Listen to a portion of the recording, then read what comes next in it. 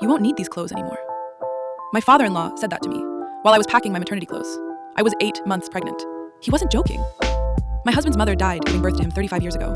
His father raised him alone and made it his entire identity. Amazing single dad is how everyone knows him. When I got pregnant with our first child, I expected some anxiety.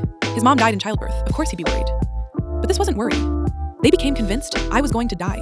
Not afraid it might happen, convinced it would.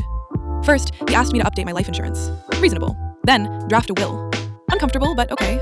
Then, catalog my possessions. Decide what the baby keeps versus what goes to my family when I'm gone. I had to pack up my own clothes, things I wouldn't need anymore. One night, I found him on his laptop.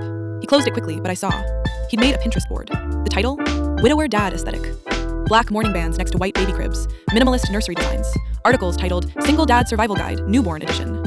He'd been adding to it for months. 73 pins. He'd been planning my death since the pregnancy test came back positive. My father-in-law got worse. He showed up at our house 4 nights a week for family dinners, where he'd interrogate me. "Have you picked out burial clothes? Did you record those goodbye videos I suggested? You're being selfish. You need to make this easier on my son."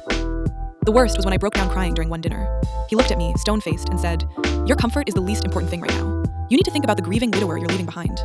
I was sitting right there, alive, pregnant, and he talked about me like I was already dead. Then he put his foot down. No epidural, no laughing gas, no pain medication of any kind.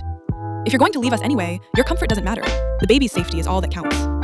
My husband agreed with him. My pregnancy was completely normal, no complications. My doctor said everything looked perfect, but they didn't care. My husband started emotionally distancing himself from me, treating every day like a countdown to my death.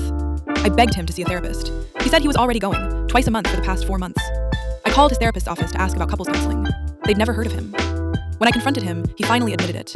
I wasn't seeing a therapist. I was spending that time with my dad, planning. We needed to be prepared. Prepared for what? For when you're gone, for the funeral, for raising her without you. I was 8.5 months pregnant, standing in our kitchen, and my husband was planning my funeral. I asked for a divorce that night. 2 days later, I went into labor. My mom drove me to the hospital. My husband and FIL showed up 30 minutes later.